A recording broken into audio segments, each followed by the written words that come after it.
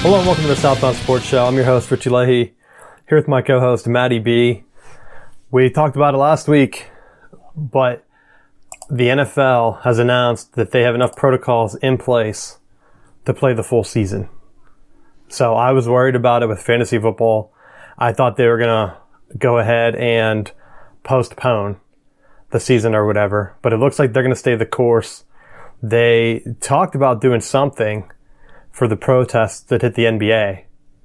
And so I wasn't sure if that was going to affect the opening of the season, but it looks like they announced today that they're going to play as scheduled. They updated their protocols for game day. So each coach and staff member on the bench have to wear a mask. And then to comply with some of the rules that we talked about that vary by state, they're also going to reduce the size of each team's travel party. Because just running through the numbers, like you have a 53-man roster, it looks like what they're going to roll with. They're not going to have the expanded 80-man. They're going to be cutting that down. And so you have 53 people. Pittsburgh announced that you can't have clusters of more than 50. They're going to have to split that on the sideline somehow. And then you also have trainers. You have coaches. You have just general staff that are going to be there. And so it looks like their guidelines are going to be just to wear masks and probably have some type of social distancing. Some of the stadiums, I don't think there's a lot of sideline room, but if they don't have fans, I'm not really sure what they're going to plan on doing.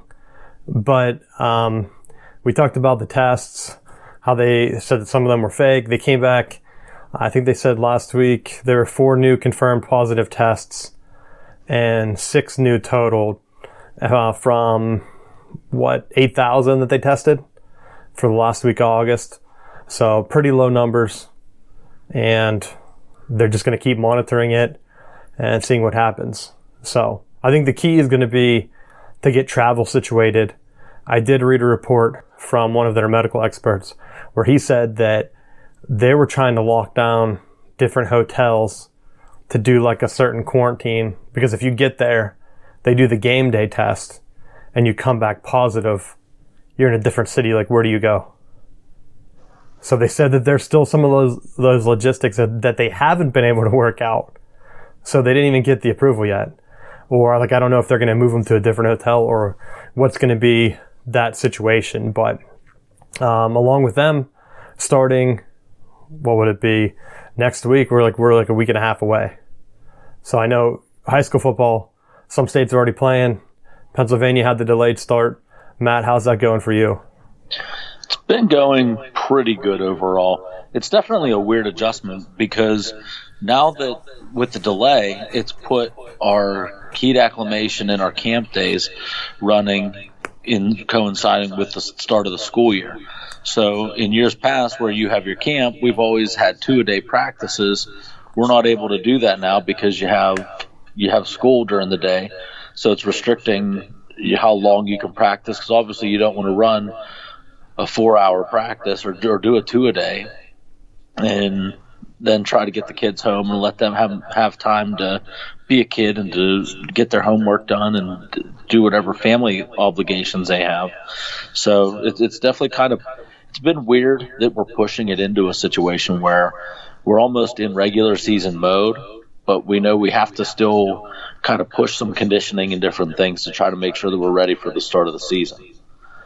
And I was on record a few weeks ago saying that I like the 2-a-days for getting in shape, because I think that really triggers your body into pushing and saying like, hey, we have to make some changes, whether healthy or not. I think a big one of that is diet, because if you try to do 2-a-day workouts and you're not eating healthy, you're going to get sick. So with the extra time, I know it was voluntary, but do you see any negatives to not having the 2-a-days? The one thing that I see negative is for the kids that don't show up for summer workouts. I think that they miss out on the extra time to be able to learn the plays. That may be one of the few drawbacks. But for the kids that have been there over the summer, I really feel like, at least speaking for our program, this is the farthest ahead we've been. Like it has the feel that we've been going after it for a couple weeks now, because they seem to be getting in and out of the huddle a little bit quicker and understanding some of the concepts that we're doing a lot better. So we're definitely polishing things and going to be ready for our scrimmage Saturday. And you're traveling for the scrimmage, right? We are, and one of the things that we're still in the process of logistically figuring everything out. But one thing that's changing is with our program right now, we have about 33 kids or so on the roster. Typically, that's enough for us to take one bus in a normal year, and then one van to haul our equipment, our water, and different stuff. Going into this year, to try to keep social distancing, the players are going to have to wear their masks when they're on the bus since it's a contained space. We're going to be taking 2 buses, actually, so that we can spread out more, maybe have one kid to a seat. There's going to be restricted as far as like going to the game. There's not going to be as much locker room time. So a lot of it's we're going to be dressing at our school and then going out there to Shade, where we're going to be scrimmaging Saturday, and then after the game's over, have an opportunity to change, get back on the bus, and head home. That's what I was wondering, if you were even going to go into the locker room at all. I mean, I know you have the hygiene issue right after playing the game. Usually on a away game, you would hit the showers or whatever. But I didn't know if that would be impacted this year. There's always a couple kids that are weird and like refuse to shower. So they just hop right on the bus like, no, I wasn't sweating, I'm fine. Well, now you have a full bus full of them probably, unless they're opening them. I don't know. But that probably will save me about 2 hours worth of downtime, because we'd have a road game, and then our kids would take like 3 hours to shower and get ready to leave, just like sitting out in the parking lot, just going inside yelling, get ready, get out of the shower. And they're just like, here we are, just squirting soap on each other. Yeah, I knew there's going to be a lot of stuff like that that's just going to be a little bit different this year.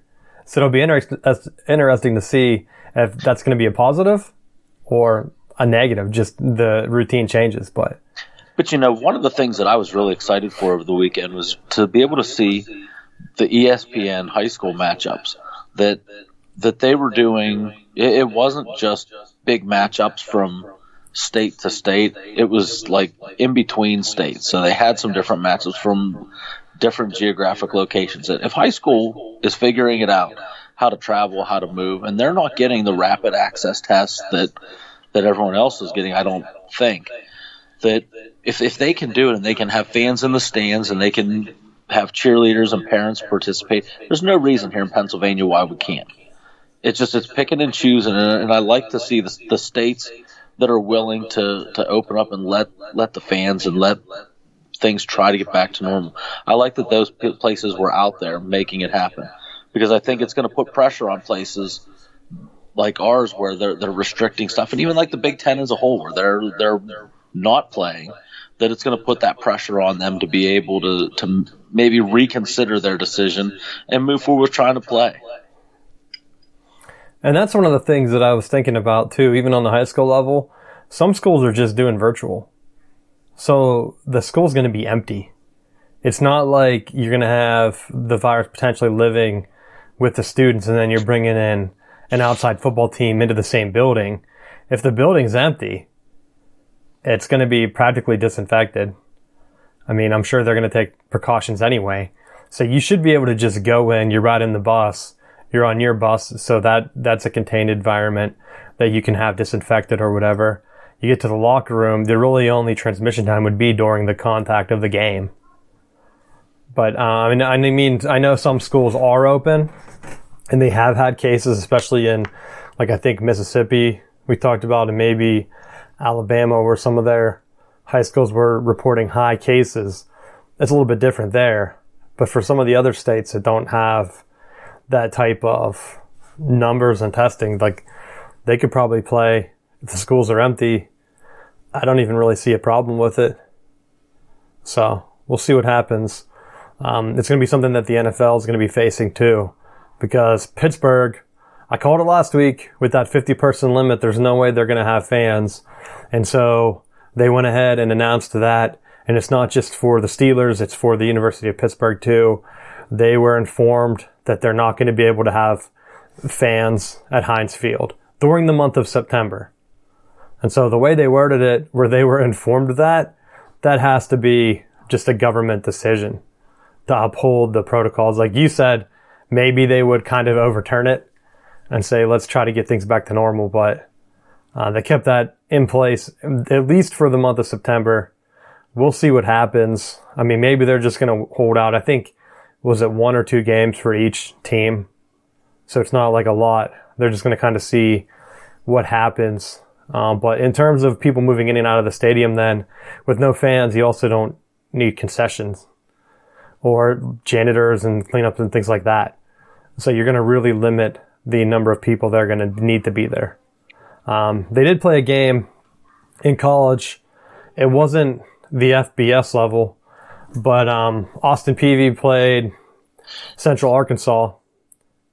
I think they had 2,000 fans in the stadium. So it's a little bit different. I think they said the stadium held maybe 20,000. I think that was the game I saw the numbers for. Back and forth, pretty sloppy game overall, but it is a different level. They were able to get the game in, and I didn't see any negative articles come out about it and like in the aftermath. So what do you think that means going forward for the other leagues? I think it means we're going to be playing. I mean, it was one of the first signs that it was nice to be able to sit in my house and watch some football, and it wasn't a replay of a game from YouTube, which was nice. So it's a sign that we're moving in the right direction, and I'm excited to see what's gonna happen on Saturday when we get back into it. And the benefit for them, they're going to be smaller schools. So the real test is going to be this week. They're going to open up the bowl level with Southern Miss and Southern Alabama or South Alabama, and then Central Arkansas playing UAB. And so they're coming off another game. Central Arkansas coming to play. Let's see how that works with them coming from already playing at home. I think they're going to UAB and getting some of the bigger schools started. And the ACC with NC State, they pushed back their game against Virginia Tech already due to outbreaks moving students off campus. East Carolina did the same thing with their opening game at Marshall. And then there's been practices canceled at Auburn, Tennessee, LSU. I think they announced that they had their entire offensive line, or at least most of the offensive line, out for an extended period of time. So I don't know what that would look like. That's the one thing that we talked about earlier, like what happens if that happens. I think they talked about people getting reinfected too.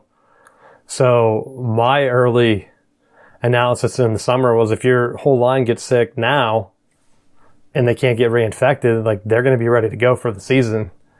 But now with the flu season, if you can get reinfected just like the flu, then it really doesn't matter, because that's a bad sign. If your whole entire line is going to be out for the game, like what do? You just can't plug and play, especially in the SEC. Oh, like come if you're on, playing, Florida State. If Florida State proved you can play without an offensive line. If they can do it, anyone can do it. Did they get bowl eligible? Yes. 1 year they did. No, they didn't. This year they did. So they did it. We had paper mache on the offensive line, so it can be done. But you're looking at potentially a game-changing matchup. Like you're getting ready for LSU, Alabama, and you're like, oh, I guess we have to play who are like our defensive line. Like who would you even shift into that position? And you know it's just going to be a bloodbath. So I don't know what they would do. They didn't build in. That's what annoyed me so bad, because they didn't build in the bye weeks. And I think the other big news that came out, President Trump called the Big Ten commissioner Warren, which when the news broke, Twitter was going nuts saying that Trump made up the call. Like they all thought that he was lying. And so then you wait for the official announcement where the Big Ten confirmed that the call did take place, and it like exploded everyone's minds. And I hate that saying, but it was like, why would he call them? Like to try to get the games played. It doesn't make any sense, but it makes perfect sense to try to get something done, because the one big thing that he's been talking about is like the federal funding. So if you're going to get the NCAA, which is a federal type organization, and you can't say, hey, we're going to have students back on campus because we want the research funding, but we're going to cut off this other organization, the NCAA, and not have sports. Like, it's just a crazy thing where they're kind of just picking and choosing. And I saw some of the other big sports people talking about it too. Like, you're inviting students back, but you're going to tell them, hey, we're not going to play sports. And I know not all of them, because like I can call out Michigan State. They went remote early.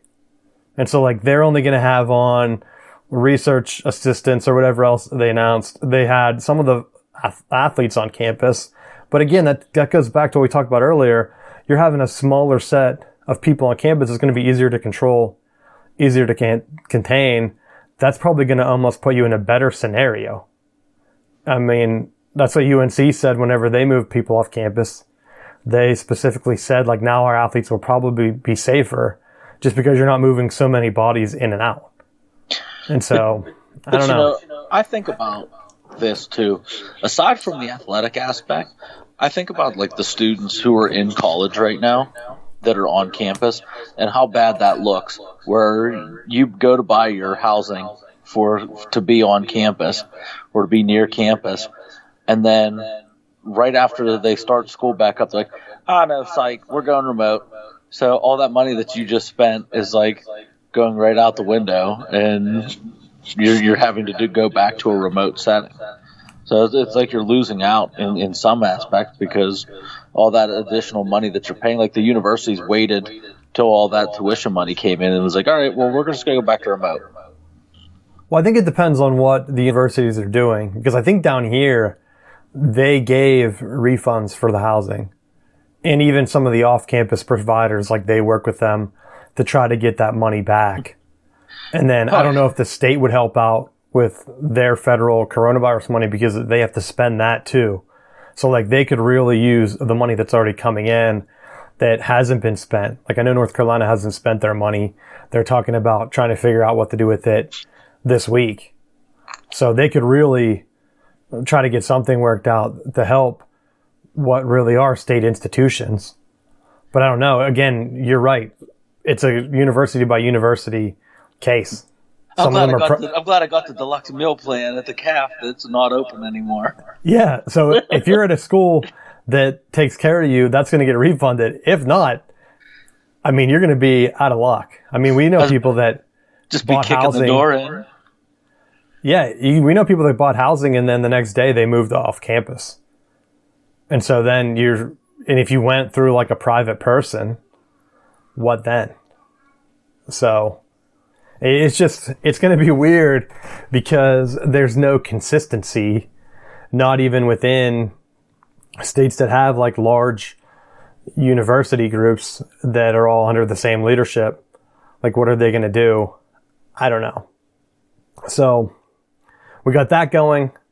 The Big Ten, they came back and the coaches have been pushing now for like a November start, which to me is just asinine. Like, why? Why would you start after Thanksgiving? They talk about, and this is the thing that annoys me, now they're talking about doing it in January and then adjusting the fall schedule because of all the backlash given from like the talking heads in media saying like, oh, you can't play. Like even Urban Meyer came out and said, oh, you can't play 2 seasons in the same year. But if you're playing all the way in January and you're taking however many months off, because you're not playing a full schedule. So if you started in January, you could be done in February. Would you need to adjust your schedule? Maybe really summer workouts, but I don't really know too much after that. And that's assuming that the thing with me now is if they're going to have reinfections, why would you start in like the middle of flu season? Like why would that be your backup plan?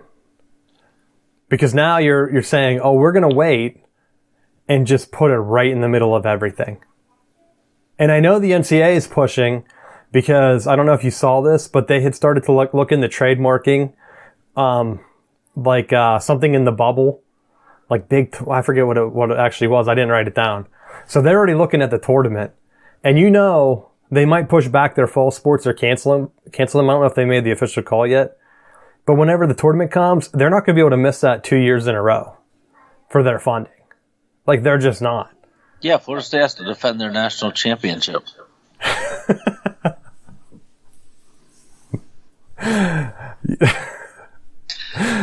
They should claim it. I'm telling you, claim everything. That's been my stance for a long time on here.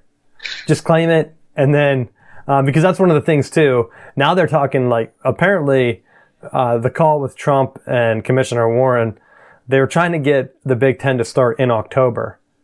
But I've been saying all along, if they kept a small regional schedule division only, they could 100% make it work. Start in October and end sometime early December, because you're only playing 6 games. And then you could even put the built-in bye weeks if you wanted to. Play 2 games, because it's getting late now. So they couldn't do my schedule of having a bye, like 1 week on, 1 week off. How many weeks do they need off? They're already in a bye week. They're in a bye week for the whole year. Yeah, they but just stay in a bye week, then they're okay. They just practice. The issue is they're complaining, or people are worried that if they go and play a game, and then both teams have a bunch of outbreaks, like look at the St. Louis Cardinals, then they're going to be pushing all their games back, both of those teams. So then you have, what, a quarter of the division out already? If you have that built-in week, you're already quarantining. So then you're ready to go for the following week. That was my stance in the beginning. Like, they shouldn't have, like, the ACC announced, oh, we're going to do this elaborate 10-game schedule plus another one. It was like, why? You're not having fans. So you're just going to make it more complex and not give yourself any wiggle room. Then you have, like, the NC State, Virginia Tech pushback. Now what are you going to do? That was your play week. You've already ruined it. You haven't played any games. So now you already lost your bye week for no reason. So by forcing a 10-game schedule for zero reason, you could play, like I've been saying all along, you could do just your division, alternate East and West every week, and you could fulfill your television contract if your league has enough big names in each division, which the Big Ten does, with Nebraska and Wisconsin in the West, Iowa. Like, they usually draw viewers and attendance. And then you have, of course, your Big East powers. So your Big Ten East, I mean, with the Michigan, Penn State, and Ohio State. And no one's going to bat an eye if a 7-0 Ohio State makes the playoffs. Like, they're just not. They're going to come in, and there's going to be benefits too if they played that. They're going to be fresher than the other teams. They're going to have less wear and tear. That's why they want to come in November, so they can be like, "Oh, hey, here we are. We're the Big Ten. Let us in. We played 3 games. We're healthy." Right. Well, that's what it will be. Ohio State will play. Who would they even play? Indiana. Like, that's how it break for them. Indiana, Rutgers, and Maryland. Yeah. And like, we deserve a seat at the big boy table. Did you see? We won every game by 50 points. Yeah, it's like if I don't care, play that, play late in the year and play for your championship games. If that's what you want to do, to give like your senior players an opportunity to play, because I do think that's important for the ones that aren't going to be going professionally. Like, that's going to be a last chance for them to get on the field. I think it is important in that aspect of being able to get them out there. But if you're going to start that late, there's no way that you're like, oh yeah, you're definitely going to be able to get in and get into the playoffs and stuff like that. When you play only a handful of games compared to everyone else, that goes back to our earlier discussion, where if everyone's setting on starting relatively soon, then get it done. You got the time. You're practicing. You're doing all the stuff you need to do to get ready for the season. Start playing. Get the logistics people going. Well, see, this is where I think it's really starting to freak them out, and no one's talking about it. I think the deal with the Pac-12 is on thin ice. Because looking at some of the decisions that the Pac-12 has made, I don't think the Pac-12 is going to play football. I'm going to talk about it right here. Because I think when the Big Ten originally made that call, if you noticed, all of the announcements were right in line with the Pac-12. Because I thought in their mind, they were going to play at the same exact time. They were going to have a modified Rose Bowl, and that was going to be their de facto, take it back to 1990, that was going to be their playoff game. And if an Ohio State ended up 12-0 with a Rose Bowl win, starting the AP season ranked number 2, guess what? They're going to claim a national championship, whether Alabama or Clemson with one loss wins the invitational playoff or not. And so I think that was their plan. And then you have schools like Stanford and a bunch of other Pac-12 ones saying like, hey, we don't even know if we're even going to play in the spring. And so I think that kind of spooked them. So now they're like, oh crap, we can't just play an 8-game Big Ten season or whatever we end up doing and then have a champion because no one's going to take it serious. I think they were hoping that the Pac-12 would say, let's do it. We're going to have the same exact season. But it only took a couple of days for the Pac-12 to make their announcement that was different than the Big Ten, where they said, oh, we're not going to be ready to start in January. Like, we're going to have to push it back. And then we don't know. It might, like, whatever they were saying, it was almost like it's not going to be worth the trouble. And so they don't even know if sports are going to come back for the Pac-12, which, would it really matter if the Pac-12 took a year off? Maybe for like water polo or some of the other sports they usually win national championships in. But for football, even basketball, I mean, Gonzaga's been more successful in basketball than any of the Pac-12 schools. So do they really need them? I mean, I know you have UCLA that's calling them out a long time ago, and I know the Big Ten hasn't won a national championship recently, but they've had multiple teams in the Final Four. It's not like they've only had Indiana or Michigan State just only. Like, you've had Michigan, Ohio State in the past decade or so. But the Pac-12, like, who are they really putting out there that's competing? How bad do you think this hurts recruiting for the Big Ten? Right now, I don't know, because people are using it as negatively recruiting. But like I said earlier, we don't know if they're going to completely cancel. And with the cancellations and pushbacks of other conferences and how they keep canceling practice, like, that's not a good look either.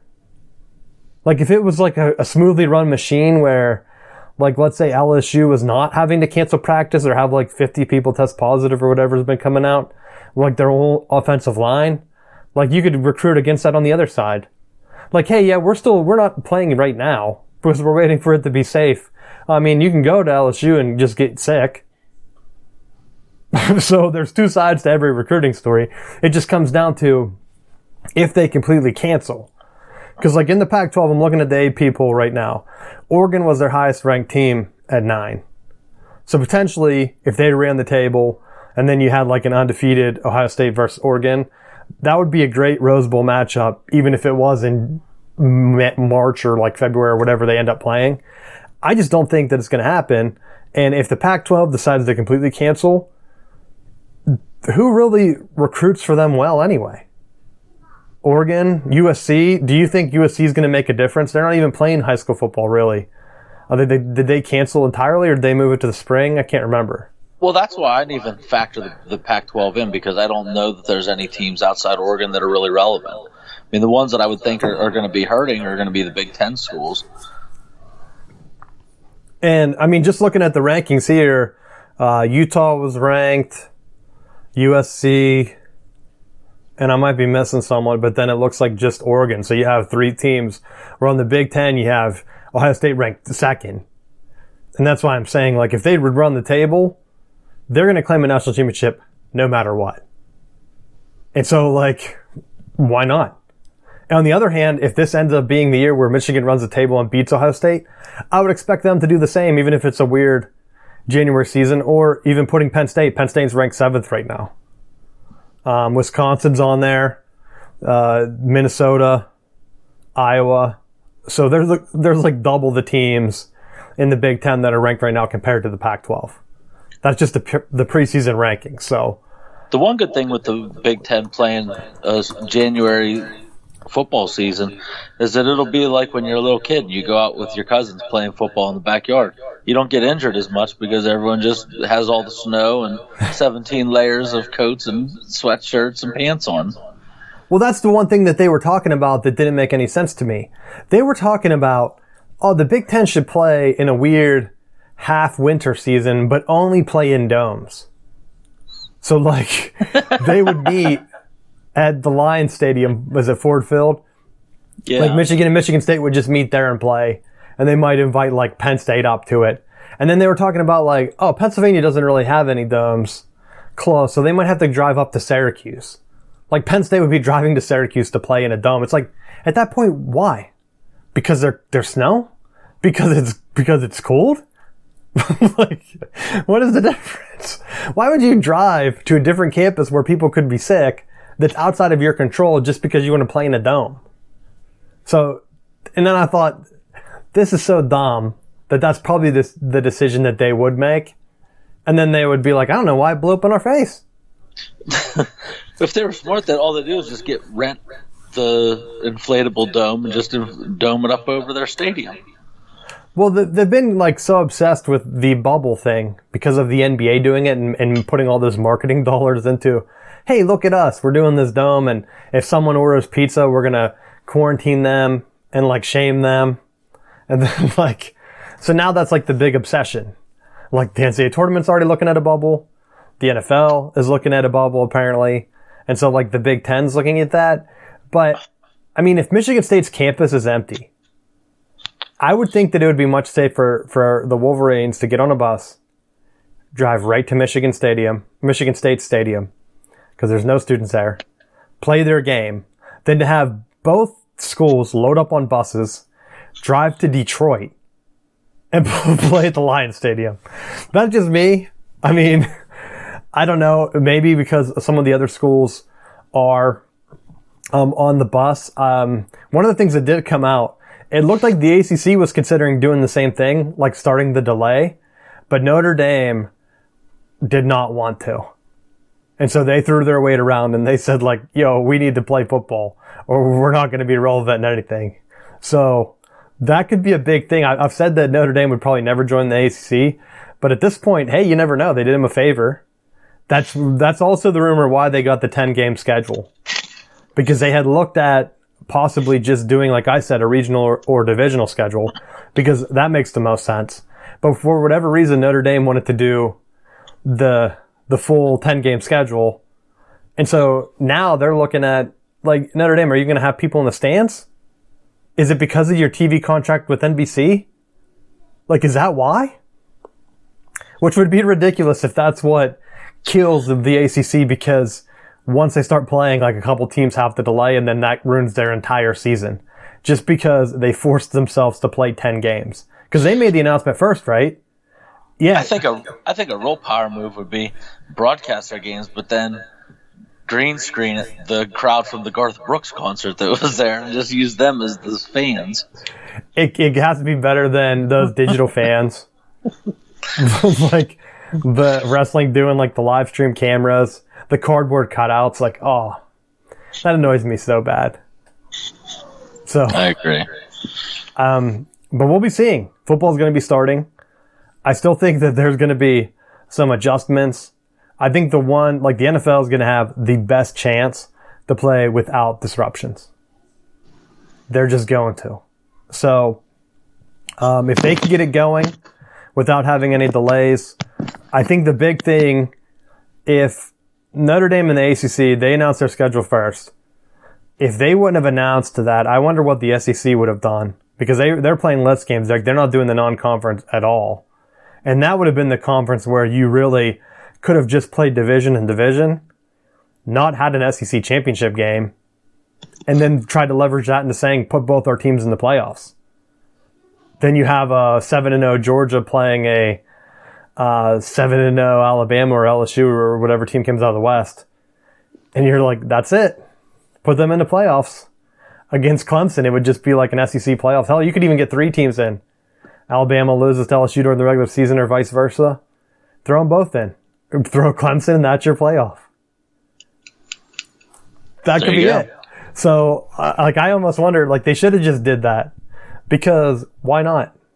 Because to me, the fans in the stand are going to be the one thing. I also was thinking about it too. Why didn't they just try to do pay-per-view? Like, ESPN Plus has it set up because they've been doing it with, like, the mixed martial arts. Why wouldn't they just try to do it for ACC football at $10 a pop? Like, now you're playing all these games. Like, you just say, like, hey, maybe you do like an all-day pass for $10 or you do something else, but you could do like a game by game. I don't know how much they could actually charge. I don't think they should go ridiculous like MMA where it's like $50 to $75 for some of the bigger fights. But you just say like, hey, if you pay $20, you can watch all the ACC games this Saturday on ESPN Plus. Or whatever they're calling it these days. I can't remember. And then why not? You're not going to have the fans, so then you're getting a gate, you're splitting it with ESPN. Then you might have more people than what you normally thought. Because what if like 3 million people usually watch on ESPN? ESPN and ABC still show like the bigger games, but there's always going to be overlap. Like Ole Miss is going to be playing Vanderbilt or something that no one's going to be watching. Why not charge $20 and you can get that game too? Oh, they'll be watching this year. This is a great exposure for all those teams that we make fun of all the time. Hey, Lane Kiffin's there. Lane Kiffin and Mike Leach, Matt. Ole Miss. Mike Leach made the right call. If he was still in the Pac-12, he could be out of a job. They're not playing. What would he be doing? He'd be lecturing classes on Pirates. It wouldn't be good. Yeah, I think that's going to be finally the show. We should be getting something good to talk about because we'll actually just have games. But I mean, I don't really have anything else on my list. Anything you want to talk about today? I just like that President Trump was willing to give away the quick reaction test to get the Big Ten to play. And everyone's all up in arms that they're supposed to be for the students. And he's like, nope, they're going to football. Just play. Well, like I said, if they want to play now. Don't push it to January because I don't think the Pac-12 is going to play. If you notice, no one's been talking about them. Like everyone has just been complaining about the Big Ten because they don't care about the Pac-12. They just don't. I mean, maybe they're worried about USC. They're down. If Pete Carroll was at USC, okay, people might be talking about the Pac-12. But he hasn't been. They have Clay Helton. They should have fired him 2 years ago. And they didn't.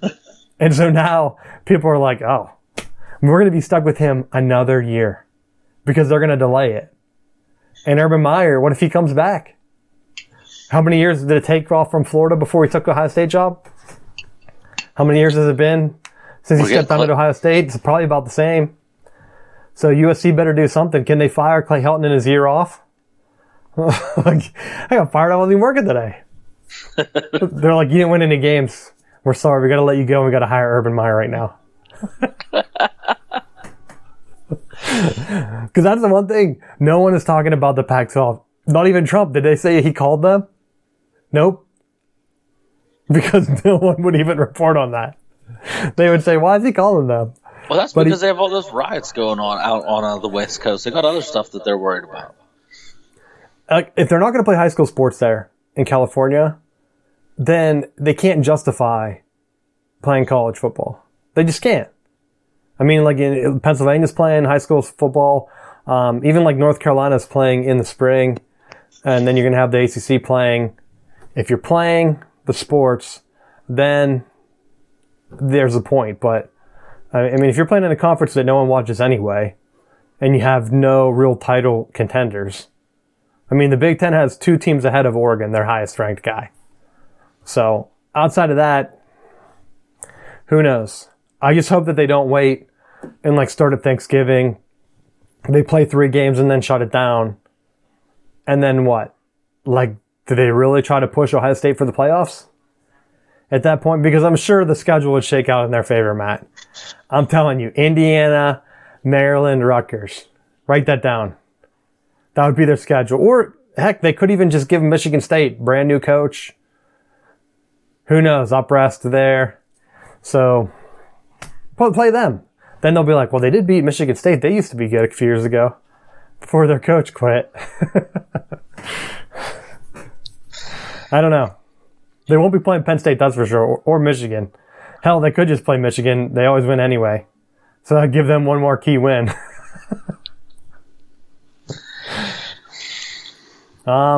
Let's see.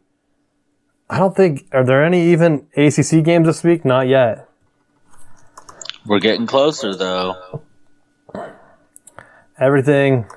The shame is when I type in ACC schedule, it brings me up to their basketball schedule from last year. So people don't even care about their football. So. Oh, they care. So it looks like all the games scheduled for week 2 have been postponed. Week 3. Tomorrow there's South Alabama, Southern Miss. Yeah, when is the 12?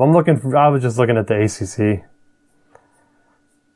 I talked about that game, South Alabama, Southern Miss. None of the big ones until the following weekend when you get the ACC starting. Looks like they're starting off their season with Syracuse and North Carolina, baby. A great matchup.